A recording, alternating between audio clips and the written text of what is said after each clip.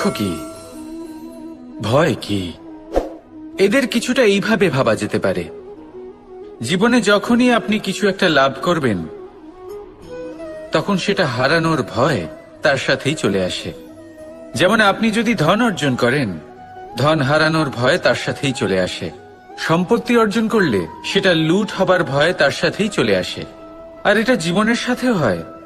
যেই মুহূর্তে আপনি জন্ম নেন, মৃত্যুর ভয় তার সাথেই চলে আসে। জন্ম না নিলে মৃত্যু কিভাবে হবে? মৃত্যুর ভয় কোথা থেকে আসবে? এবার এই ভয় কি সেটা আপনাকে বুঝিয়ে বলি। এই ভয় যদি মনের মধ্যে থাকে, জীবনে থাকে, তাহলে যা কিছু লাভ করবেন, সুখ, সম্পত্তি, সুবিধা, ধন, এইগুলি লাভ করার একটা আনন্দ থাকে, এদের সাথে জীবনযাপন করার একটা আনন্দ থাকে। এই ভয় সেই আনন্দ আপনার থেকে কেড়ে নেয়। ধরে নিন কাল আপনার মৃত্যু হতে চলেছে। এবার কালকের মৃত্যুর ভয় আজই মনে পুষে রাখলে, তাহলে এই ভয় আজকের সুখ, আজকের শান্তি আপনার থেকে কেড়ে নেবে। ভয় এটাই করে। সেই জন্য মনে রাখবেন, ভয়ের সঙ্গ আপনি ত্যাগ করে দিলে জীবন যাপনের যে সুখ তা চিরকাল আপনার সাথে থাকবে। আসুন আর আমার সাথে ভালোবেসে বলুন, রাধা রাধা। দুঃখ এমন এক অনুভূতি যেটা আমরা চাই বা না চাই, আমাদের জীবনে এটা অবশ্যই আসবে। আমাদের মনকে বিব্রত করে তুলবে, আমাদের মনকে বিচলিত করে তুলবে। কখনো ভেবে দেখেছেন এই দুঃখ আমাদের জীবনে কেন আসে, কিভাবে আসে? যদি আপনি মন দিয়ে চিন্তা করেন, তাহলে আপনি বুঝতে পারবেন যে এই দুঃখের অনুভূতি পরিস্থিতির থেকে বেশি মানসিকতার থেকে বেশি আশেপাশের লোকজনের সাথে জড়িয়ে। কারণ আশেপাশের লোকজনেরাই আপনার জন্য পরিস্থিতি তৈরি করেন, যা ভালোও হতে পারে আবার খারাপও। আপনার আশেপাশের লোকজনেরাই আপনার মানসিকতাকে প্রভাবিত করে, হয় তাকে ভালো করে অথবা খারাপ করে। আমাদের জীবনের অর্ধেক দুঃখ এই কারণে যে আমরা তাদের উপরে আশা রাখি যাদের উপরে কোনো আশা রাখা উচিত নয়, আর অর্ধেক দুঃখ এই কারণে যে আমরা তাদের উপরে সন্দেহ করি যাদের উপর সেটা করা উচিত নয়। তাৎপর্য এটাই যে মানুষকে চেনার চেষ্টা করতে থাকুন।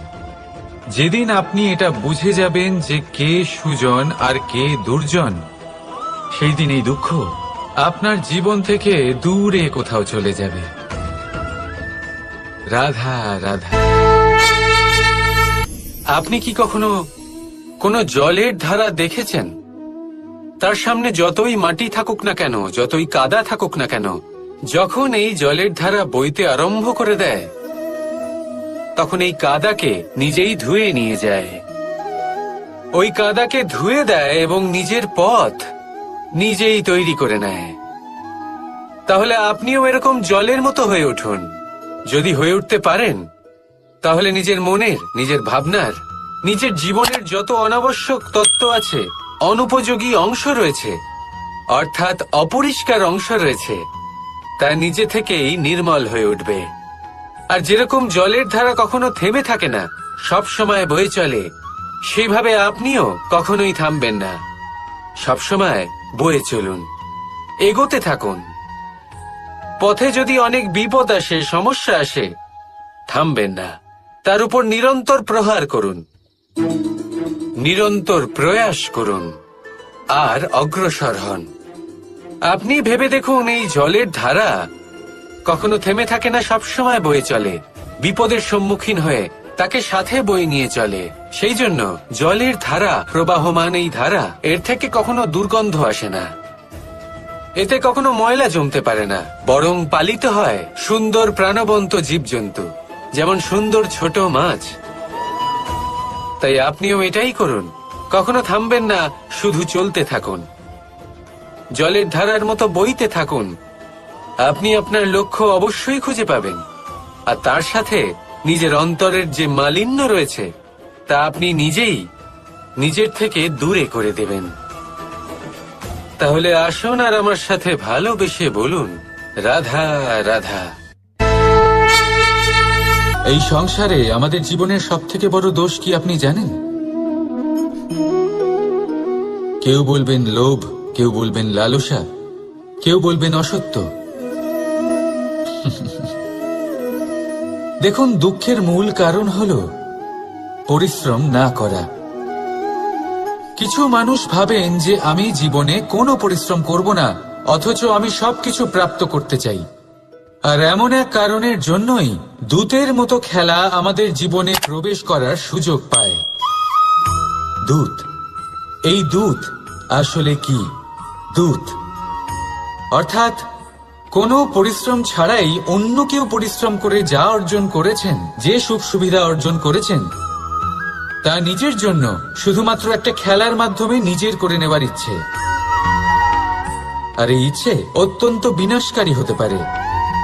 এই ইচ্ছে যদি আপনার বিবেক, আপনার মন, আপনার চেতনা, আপনার ভাবনা প্রবাহিত করে ফেলে, তারপরে আপনি চেষ্টা করতে শুরু করে দেবেন, আর সেইখান থেকেই আপনার পতন শুরু হবে। এই চেষ্টা করবেন যে অন্য কারোর জীবনের সমস্ত ধন, তার সমস্ত জীবন সম্পূর্ণভাবে নিজের করে নেওয়ার। কারণ প্রথমে আশা জাগ্রত হয়, আর এই আশা হতাশায় পরিণত হতে সময় লাগে না। এই হতাশা কুণ্ঠায় পরিণত হতে সময় লাগে না, কুণ্ঠা লোভে পরিণত হতে সময় লাগে না, আর এই লোভ প্রতিশোধ স্পৃহাতে পরিণত হতে সময় লাগে না। আর যখন এই সব কিছু হয়, আপনি দুষ্ট হয়ে যান। আর সবাই জানেন যে প্রত্যেক দুষ্ট ব্যক্তির পতন হলো অবশ্যম্ভাবী। তাই নিজেকে দূতের থেকে দূরে রাখুন আর পরিশ্রমকে নিজের কাছে টেনে নিন। জীবনে আপনার যা যা স্বপ্ন রয়েছে, যা আপনি করতে চান, শুধুই পরিশ্রম দ্বারা অর্জন করুন। তাহলে তাই করুন, আর আমার সাথে ভালোবেসে বলুন, রাধা রাধা। জীবনে সবসময় সেটা হয় না যা আমরা চাই, তেমন ভাবে হয় না যেমন ভাবে আমরা চাই। এবার তাতে আমরা দুঃখ পাই, নিরাশ হয়ে পড়ি, ভাগ্যকে দোষ দিই অথবা অন্য কাউকে বা নিজেকে। কিন্তু সত্যটা কি, সেটা আমাদের জানতে হবে। এই সংসার নির্মিত হয়েছে পাহাড় দ্বারা এবং পাথর দ্বারা। তাই প্রত্যেক স্থানে ছোট ছোট ছোট ছোট নুড়ি পাথর তো অবশ্যই থাকবে। এগুলো এড়িয়ে যাওয়া সম্ভব নয়, আর এই কথাটা আমরা সকলে জানি। এবার এইভাবেই আমাদের জীবনে নানান রকমের সমস্যা লেগেই থাকে। এর হাত থেকে কোনোভাবেই নিস্তার পাওয়া সম্ভব নয়। একটা সমস্যা এড়াতে যান, দ্বিতীয় চলে আসবে, দ্বিতীয় সমস্যা এড়াতে যান, তৃতীয় চলে আসবে। কিন্তু সমস্যা জীবনে থাকবেই, আর আপনাকে সাহায্য করার জন্যই থাকবে কোনো না কোনো রূপে। আপনার চারপাশে পাথর আছে, এটা আপনার উপর নির্ভরশীল আপনি কি করবেন, কোন পথে অগ্রসর হবেন এবং কিভাবে অগ্রসর হবেন। এবার দেখুন, এটা তো সবসময় সম্ভব নয় যে আপনার পদতলে ফুলের চাদর থাকবে, এটা তো অসম্ভব। সেই জন্য উচিত এটাই হবে যে আপনি পাদুকা পরিধান করে জীবনে অগ্রসর হন। এর সারমর্ম এটাই, যখনই জীবনে সমস্যা আসবে দৃঢ় হয়ে সম্মুখীন হন এবং এটা বোঝার চেষ্টা করুন যে এই সমস্যা জীবনে কেন এলো, কি শিক্ষা দিয়ে গেল। আপনার মধ্যে দোষ অবশ্যই থাকবে, তাকে গুণে পরিবর্তিত করুন। এই জীবন আরো বেশি সহজ সরল হবে এবং প্রসন্ন হয়ে বলবে, রাধা রাধা। বিন্দু বিন্দু জলেই সাগর নির্মাণ হয়। এবার এই কথা আমরা সকলে জানি। আপনি কি এই কথাটা জানেন যে ছোট ছোট সুখের দ্বারাই বড় সুখ লাভ করা যায়? একজন বাবাকে দেখুন, সন্তানের জন্ম থেকে তার যুবক হওয়া পর্যন্ত তার সাথে ছোট ছোট সুখ যাপন করেন। এই ছোট ছোট সুখগুলি তাদের প্রেমের সম্পর্কে গভীরতা নিয়ে আসে এবং প্রেমের এই গভীরতা তাদের জীবনে বড় সুখ নিয়ে আসে। এটা ঠিক সেই রকম যেরকম বিশাল এক সমুদ্রে, গভীর এক সমুদ্রে অমূল্য রত্ন খুঁজে পাওয়া যায়, এটাও ঠিক সেই রকমই। সেই জন্য জীবনে বড় বড় সুখের খোঁজ করতে গিয়ে সময় নষ্ট করবেন না। এই যে ছোট ছোট সুখ আছে, এগুলোকে যাপন করা শুরু করুন, এগুলোর আনন্দ লাভ করুন, এগুলো নিয়ে উৎসব পালন করুন, প্রেমের গভীরতা বুঝুন আর এই গভীর প্রেমে মন নিমজ্জিত করুন। তারপরে দেখুন এই মন আর এই জীবন সুপ্রসন্ন হয়ে বলবে, রাধা রাধা। আমাদের মনে যখন কোনো প্রশ্ন ওঠে, কোনো দ্বন্দ্ব জাগে, তখন আমরা যাই আমাদের গুরুর কাছে। আমাদের আরাধ্যের কাছে গিয়ে জিজ্ঞেস করি। এইভাবেই একদিন আমি পৌঁছলাম আমার আরাধ্যের কাছে, আমার মহাদেবের কাছে, আর ওনাকে প্রশ্ন করলাম যে মহাদেব, জীবনে আনন্দ পাওয়ার, উৎসব পালনের, প্রেম ভাগ করে নেবার, জীবনকে উপভোগ করে নেওয়ার সর্বশ্রেষ্ঠ সময় কোনটা? মহাদেব হাসলেন আর উনি বললেন, জীবনে উৎসব পালনের সব থেকে শ্রেষ্ঠ দিন হলো মৃত্যুর ঠিক আগের দিনটা। প্রেম ভাগ করে নেওয়ার সব থেকে শ্রেষ্ঠ মুহূর্ত হলো মৃত্যুর ঠিক আগের মুহূর্ত।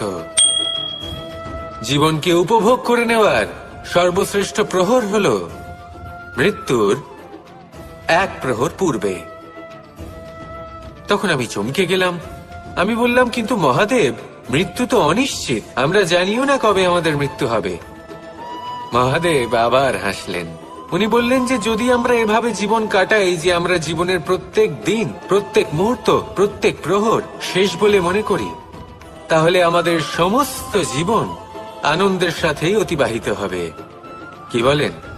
তাহলে আপনিও এই কথা মনে রাখুন আর আমার সাথে ভালোবেসে বলুন, রাধা রাধা। ভগবান প্রত্যেক কঠিন পরিস্থিতিতে এই নামই আছে যা আমাদের উপায় দিয়ে থাকে। ব্যক্তি যান, ভগবানের পুজো করেন, আরাধনা করেন, ব্রত পালন করেন, মন্দিরে যান, পুজো পাঠ করেন, ভগবানকে জাগিয়ে তোলেন, আর তারপর শুরু হয় সমস্ত প্রশ্ন।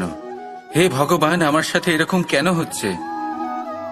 কেন আমারই জীবনে এত দুঃখ আছে? আমি কিভাবে এর সম্মুখীন হব? আমাকে কেন এত কষ্ট ভোগ করতে হচ্ছে? হে ভগবান, আমি কি করব?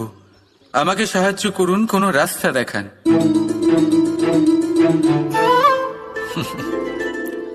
চলুন আমি আপনাকে একটা প্রশ্ন করি। মন্দিরে যাওয়ার চেষ্টা করার আগে আপনি কি জীবনে ততটা চেষ্টা করেছেন যতটা সেই সমস্যাকে দূর করার জন্য দরকার ছিল? দ্বিতীয় প্রশ্ন, ভগবানকে জাগানোর পূর্বে আপনি কি নিজেকে জাগিয়ে তুলেছেন? আপনি কি আলস্য ত্যাগ করেছেন? তৃতীয় প্রশ্ন, ভগবানকে জিজ্ঞাসা করার আগে আপনি কি নিজেকে জিজ্ঞাসা করেছেন যে আমি কেন এত অসফল হচ্ছি? যদি না করে থাকেন তাহলে সবার আগে এটা করুন। আপনি সমস্ত প্রশ্নের উত্তর পাবেন, সমস্ত বিপদের পরিত্রাণ পাবেন।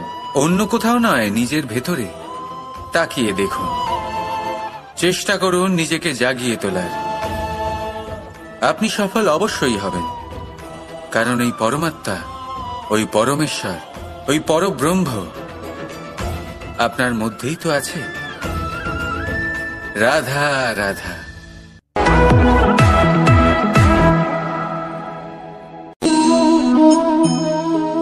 বলুন, কি দেখতে পাচ্ছেন আপনি?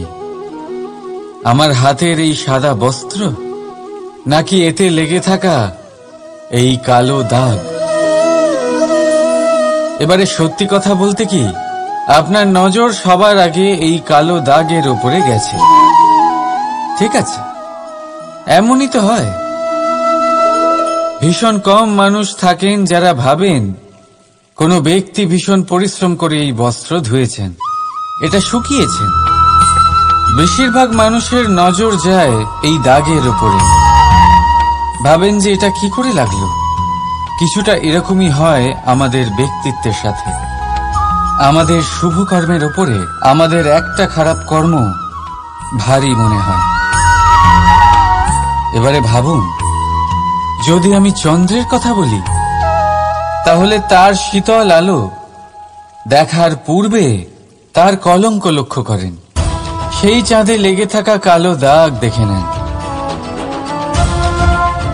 সেই জন্যই বিশেষ করে যারা শুধুমাত্র শুভ চিন্তা করেন আর উপকারী কর্ম যারা করেন, তাদের আমি বলবো সাবধানে থাকবেন, কারণ আপনার একটা খারাপ কর্ম চিরকালের জন্য উদাহরণ হয়ে দাঁড়াবে।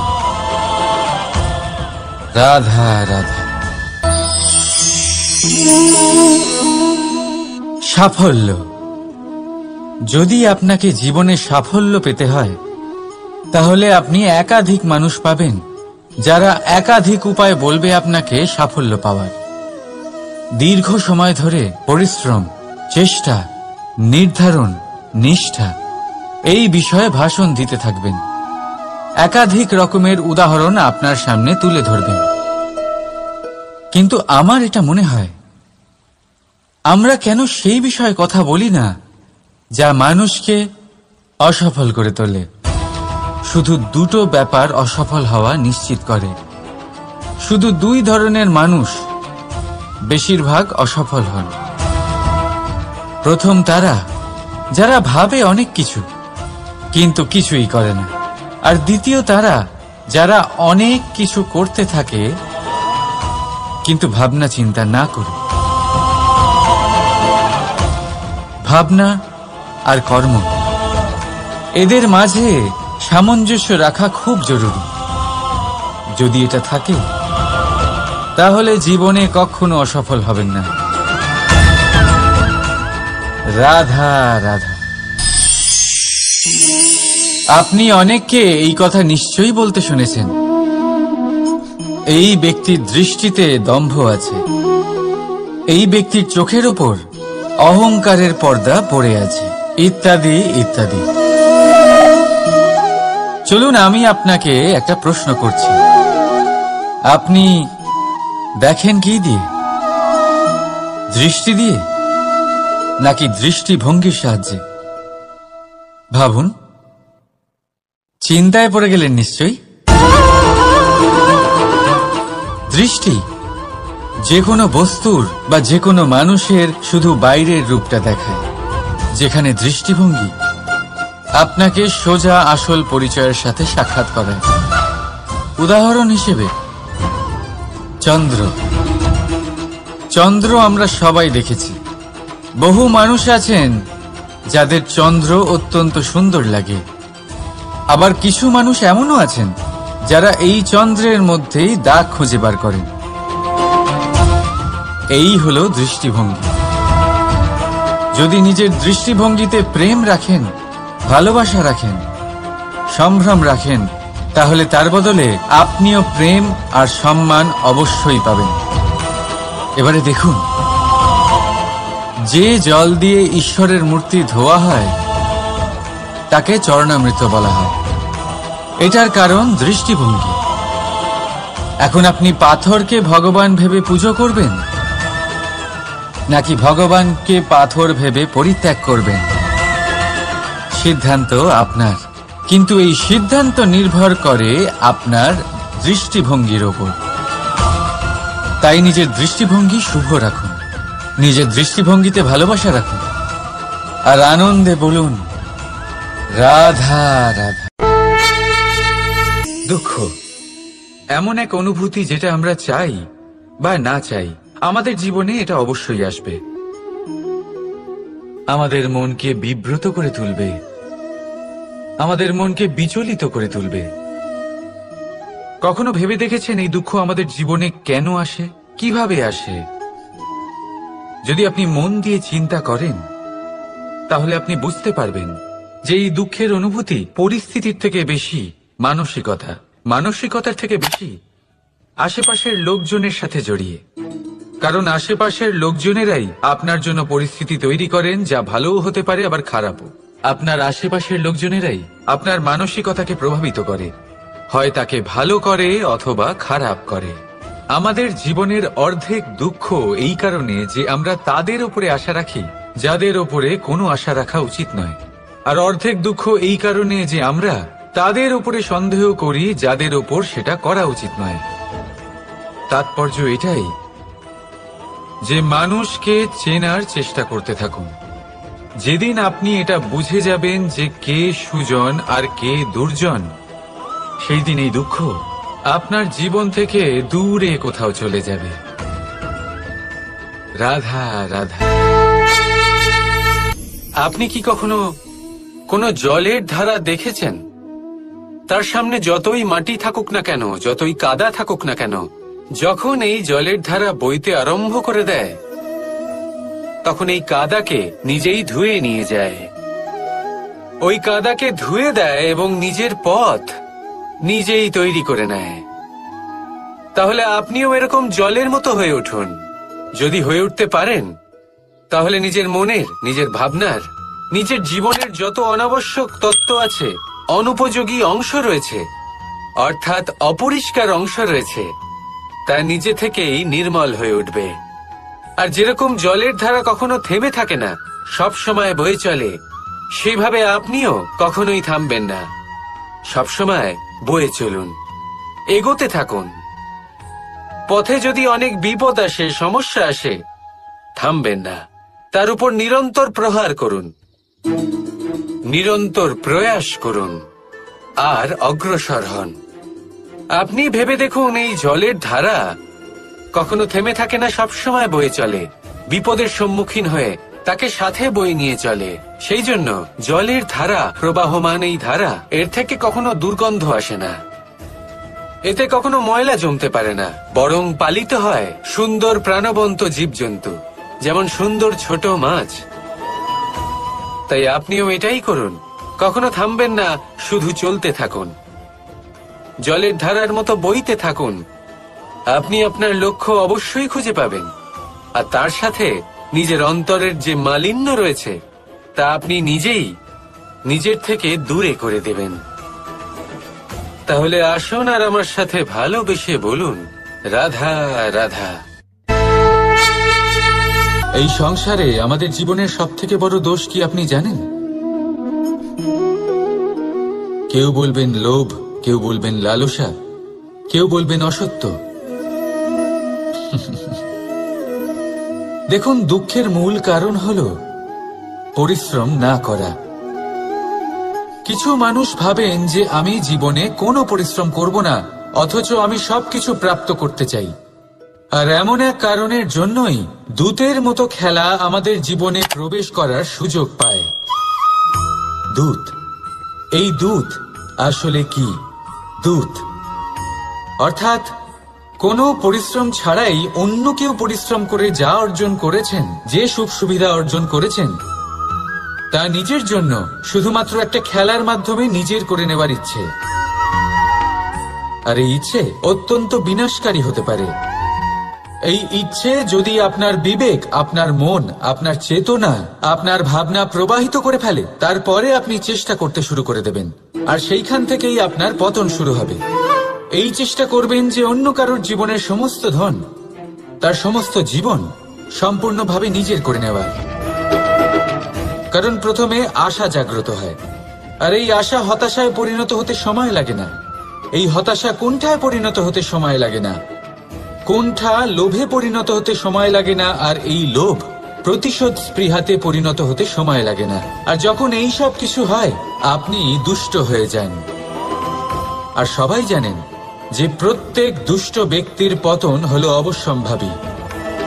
তাই নিজেকে দূতের থেকে দূরে রাখুন আর পরিশ্রমকে নিজের কাছে টেনে নিন।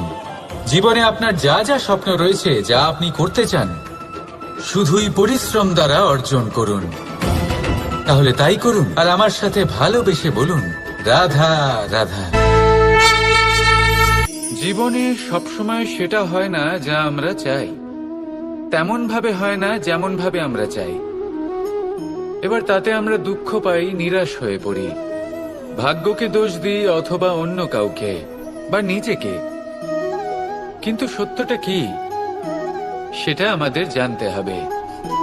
এই সংসার নির্মিত হয়েছে পাহাড় দ্বারা এবং পাথর দ্বারা, তাই প্রত্যেক স্থানে ছোট ছোট ছোট ছোট নুড়ি পাথর তো অবশ্যই থাকবে।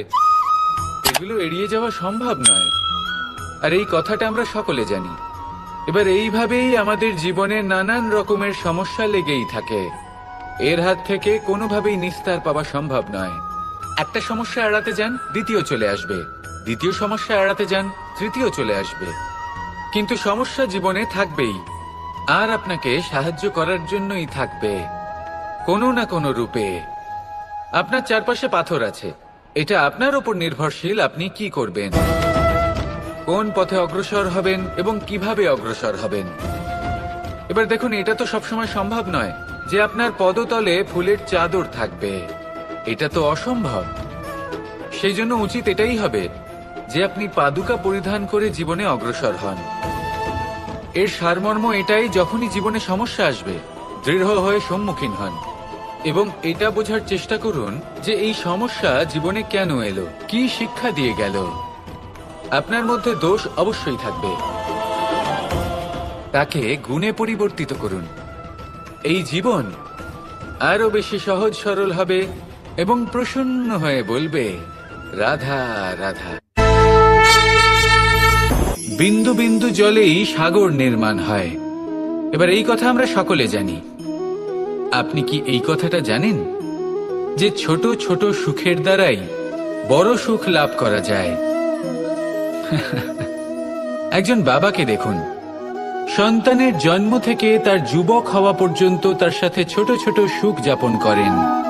এই ছোট ছোট সুখগুলি তাদের প্রেমের সম্পর্কে গভীরতা নিয়ে আসে এবং প্রেমের এই গভীরতা তাদের জীবনে বড় সুখ নিয়ে আসে। এটা ঠিক সেই রকম যেরকম বিশাল এক সমুদ্রে, গভীর এক সমুদ্রে অমূল্য রত্ন খুঁজে পাওয়া যায়। এটাও ঠিক সেই রকমই। সেই জন্য জীবনে বড় বড় সুখের খোঁজ করতে গিয়ে সময় নষ্ট করবেন না। এই যে ছোট ছোট সুখ আছে, এগুলোকে যাপন করা শুরু করুন, এগুলোর আনন্দ লাভ করুন, এগুলো নিয়ে উৎসব পালন করুন। প্রেমের গভীরতা বুঝুন আর এই গভীর প্রেমে মন নিমজ্জিত করুন। তারপরে দেখুন এই মন আর এই জীবন সুপ্রসন্ন হয়ে বলবে, রাধা রাধা। আমাদের মনে যখন কোনো প্রশ্ন ওঠে, কোনো দ্বন্দ্ব জাগে, তখন আমরা যাই আমাদের গুরুর কাছে, আমাদের আরাধ্যের কাছে গিয়ে জিজ্ঞেস করি। এইভাবেই একদিন আমি পৌঁছলাম আমার আরাধ্যের কাছে, আমার মহাদেবের কাছে, আর ওনাকে প্রশ্ন করলাম যে মহাদেব, জীবনে আনন্দ পাওয়ার, উৎসব পালনের, প্রেম ভাগ করে নেবার, জীবনকে উপভোগ করে নেওয়ার সর্বশ্রেষ্ঠ সময় কোনটা? মহাদেব হাসলেন আর উনি বললেন, জীবনে উৎসব পালনের সব থেকে শ্রেষ্ঠ দিন হল মৃত্যুর ঠিক আগের দিনটা। প্রেম ভাগ করে নেওয়ার সব থেকে শ্রেষ্ঠ মুহূর্ত হল মৃত্যুর ঠিক আগের মুহূর্ত। জীবনকে উপভোগ করে নেওয়ার সর্বশ্রেষ্ঠ প্রহর হল মৃত্যুর এক প্রহর পূর্বে। তখন আমি চমকে গেলাম। আমি বললাম, কিন্তু মহাদেব, মৃত্যু তো অনিশ্চিত, আমরা জানিও না কবে আমাদের মৃত্যু হবে। মহাদেব আবার হাসলেন। উনি বললেন যে যদি আমরা এভাবে জীবন কাটাই যে আমরা জীবনের প্রত্যেক দিন, প্রত্যেক মুহূর্ত, প্রত্যেক প্রহর শেষ বলে মনে করি, তাহলে আমাদের সমস্ত জীবন আনন্দের সাথেই অতিবাহিত হবে। কি বলেন? তাহলে আপনিও এই কথা মনে রাখুন আর আমার সাথে ভালোবেসে বলুন, রাধা রাধা। ভগবান প্রত্যেক কঠিন পরিস্থিতিতে এই নামই আছে যা আমাদের উপায় দিয়ে থাকে। ব্যক্তি যান, ভগবানের পুজো করেন, আরাধনা করেন, ব্রত পালন করেন, মন্দিরে যান, পুজো পাঠ করেন, ভগবানকে জাগিয়ে তোলেন, আর তারপর শুরু হয় সমস্ত প্রশ্ন। হে ভগবান, আমার সাথে এরকম কেন হচ্ছে? কেন আমারই জীবনে এত দুঃখ আছে? আমি কিভাবে এর সম্মুখীন হব?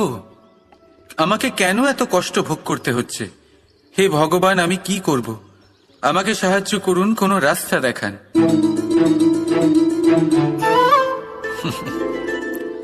চলুন আমি আপনাকে একটা প্রশ্ন করি।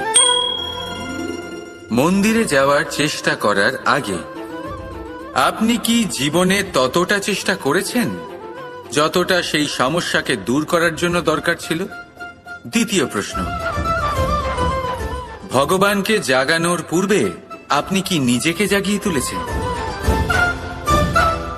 আপনি কি আলস্য ত্যাগ করেছেন? তৃতীয় প্রশ্ন, ভগবানকে জিজ্ঞাসা করার আগে আপনি কি নিজেকে জিজ্ঞাসা করেছেন যে আমি কেন এত অসফল হচ্ছি? যদি না করে থাকেন তাহলে সবার আগে এটা করুন। আপনি সমস্ত প্রশ্নের উত্তর পাবেন, সমস্ত বিপদের পরিত্রাণ পাবেন।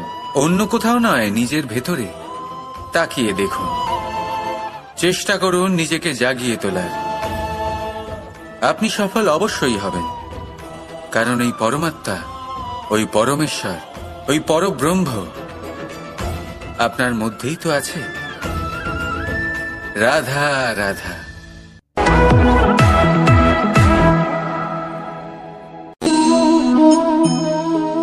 বলুন, কি দেখতে পাচ্ছেন আপনি? আমার হাতের এই সাদা বস্ত্র, নাকি এতে লেগে থাকা এই কালো দাগ? এবারে সত্যি কথা বলতে কি, আপনার নজর সবার আগে এই কালো দাগের ওপরে গেছে। ঠিক আছে, এমনই তো হয়। ভীষণ কম মানুষ থাকেন যারা ভাবেন কোনো ব্যক্তি ভীষণ পরিশ্রম করে এই বস্ত্র ধুয়েছেন, এটা শুকিয়েছেন। বেশিরভাগ মানুষের নজর যায় এই দাগের ওপরে, ভাবেন যে এটা কি করে লাগলো। কিছুটা এরকমই হয় আমাদের ব্যক্তিত্বের সাথে। আমাদের শুভ কর্মের ওপরে আমাদের একটা খারাপ কর্ম ভারী মনে হয়। এবারে ভাবুন, যদি আমি চন্দ্রের কথা বলি, তাহলে তার শীতল আলো দেখার পূর্বে তার কলঙ্ক লক্ষ্য করেন, সেই চাঁদে লেগে থাকা কালো দাগ দেখে নেন। সেই জন্যই বিশেষ করে যারা শুধুমাত্র শুভ চিন্তা করেন আর উপকারী কর্ম যারা করেন, তাদের আমি বলবো সাবধানে থাকবেন। কারণ আপনার একটা খারাপ কর্ম চিরকালের জন্য উদাহরণ হয়ে দাঁড়াবে। রাধা রাধা। সাফল্য। যদি আপনাকে জীবনে সাফল্য পেতে হয়, তাহলে আপনি একাধিক মানুষ পাবেন যারা একাধিক উপায় বলবে আপনাকে সাফল্য পাওয়ার। দীর্ঘ সময় ধরে পরিশ্রম, চেষ্টা, নির্ধারণ, নিষ্ঠা এই বিষয়ে ভাষণ দিতে থাকবেন। একাধিক রকমের উদাহরণ আপনার সামনে তুলে ধরবেন।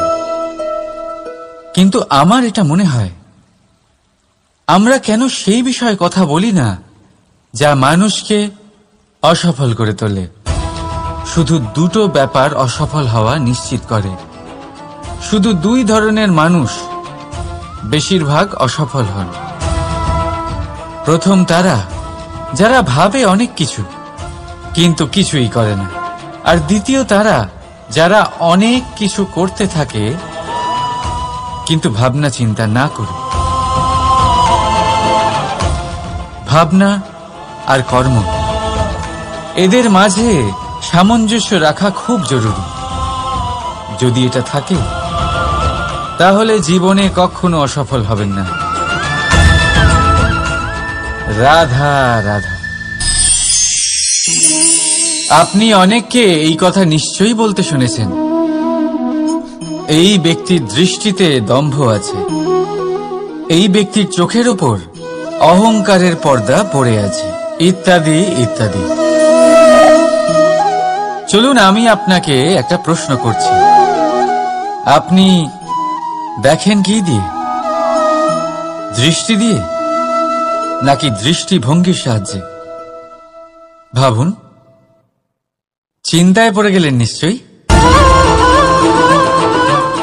দৃষ্টি যে কোনো বস্তুর বা যে কোনো মানুষের শুধু বাইরের রূপটা দেখায়, যেখানে দৃষ্টিভঙ্গি আপনাকে সোজা আসল পরিচয়ের সাথে সাক্ষাৎ করায়। উদাহরণ হিসেবে চন্দ্র। চন্দ্র আমরা সবাই দেখেছি। বহু মানুষ আছেন যাদের চন্দ্র অত্যন্ত সুন্দর লাগে। আবার কিছু মানুষ এমনও আছেন যারা এই চন্দ্রের মধ্যেই দাগ খুঁজে বার করেন। এই হলো দৃষ্টিভঙ্গি। যদি নিজের দৃষ্টিভঙ্গিতে প্রেম রাখেন, ভালোবাসা রাখেন, সম্ভ্রম রাখেন, তাহলে তার বদলে আপনিও প্রেম আর সম্মান অবশ্যই পাবেন।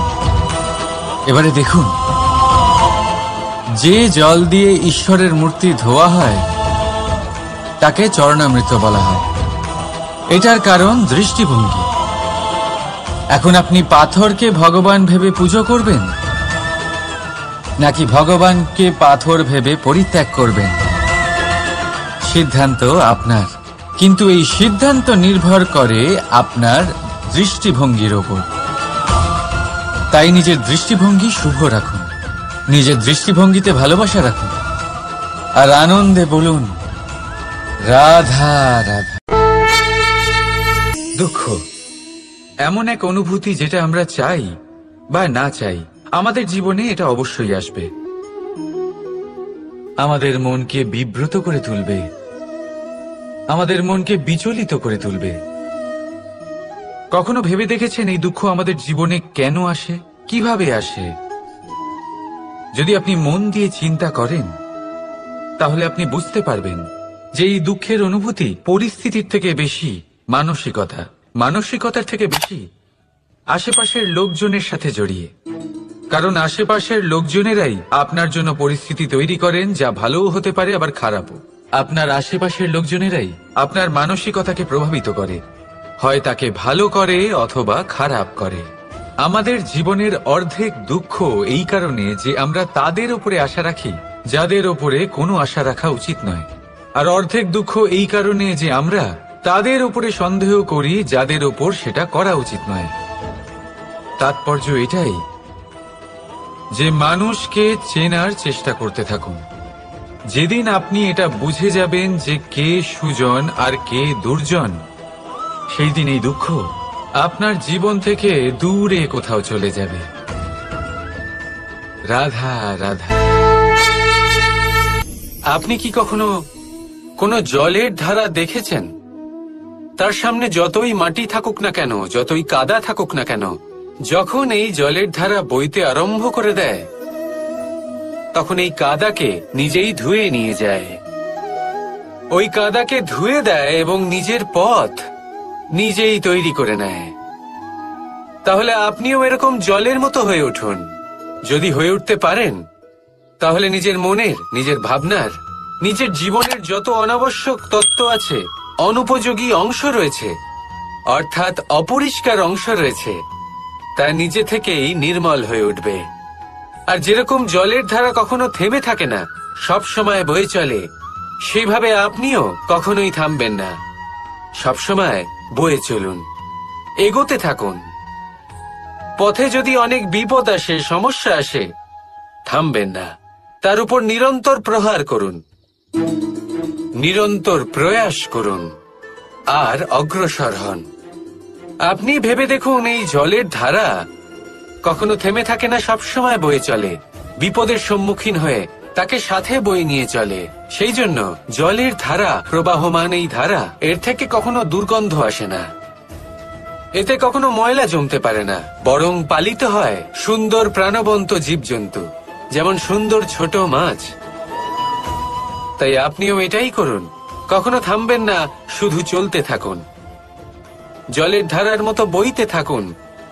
আপনি আপনার লক্ষ্য অবশ্যই খুঁজে পাবেন, আর তার সাথে নিজের অন্তরের যে মালিন্য রয়েছে তা আপনি নিজেই নিজের থেকে দূরে করে দেবেন। তাহলে আসুন আর আমার সাথে ভালোবেসে বলুন রাধা রাধা। এই সংসারে আমাদের জীবনের সবথেকে বড় দোষ কি আপনি জানেন? কেউ বলবেন লোভ, কেউ বলবেন লালসা, কেউ বলবেন অসত্য। দেখুন, দুঃখের মূল কারণ হলো পরিশ্রম না করা। কিছু মানুষ ভাবেন যে আমি জীবনে কোনো পরিশ্রম করব না, অথচ আমি সবকিছু প্রাপ্ত করতে চাই। আর এমন এক কারণের জন্যই দূতের মতো খেলা আমাদের জীবনে প্রবেশ করার সুযোগ পায়। দূত। এই দূত আসলে কি? দূত অর্থাৎ কোনো পরিশ্রম ছাড়াই অন্য কেউ পরিশ্রম করে যা অর্জন করেছেন, যে সুখ সুবিধা অর্জন করেছেন, তা নিজের জন্য শুধুমাত্র একটা খেলার মাধ্যমে নিজের করে নেবার ইচ্ছে। আর এই ইচ্ছে অত্যন্ত বিনাশকারী হতে পারে। এই ইচ্ছে যদি আপনার বিবেক, আপনার মন, আপনার চেতনা, আপনার ভাবনা প্রবাহিত করে ফেলে, তারপরে আপনি চেষ্টা করতে শুরু করে দেবেন, আর সেইখান থেকেই আপনার পতন শুরু হবে। এই চেষ্টা করবেন যে অন্য কারোর জীবনের সমস্ত ধন, তার সমস্ত জীবন সম্পূর্ণভাবে নিজের করে নেওয়ার। কারণ প্রথমে আশা জাগ্রত হয়, আর এই আশা হতাশায় পরিণত হতে সময় লাগে না। এই হতাশা কুণ্ঠায় পরিণত হতে সময় লাগে না, কুণ্ঠা লোভে পরিণত হতে সময় লাগে না, আর এই লোভ প্রতিশোধ স্পৃহাতে পরিণত হতে সময় লাগে না। আর যখন এই সব কিছু হয়, আপনি দুষ্ট হয়ে যান। আর সবাই জানেন যে প্রত্যেক দুষ্ট ব্যক্তির পতন হলো অবশ্যম্ভাবী। তাই নিজেকে দূতের থেকে দূরে রাখুন আর পরিশ্রমকে নিজের কাছে টেনে নিন। জীবনে আপনার যা যা স্বপ্ন রয়েছে, যা আপনি করতে চান, শুধুই পরিশ্রম দ্বারা অর্জন করুন। তাহলে তাই করুন আর আমার সাথে ভালোবেসে বলুন, রাধা রাধা।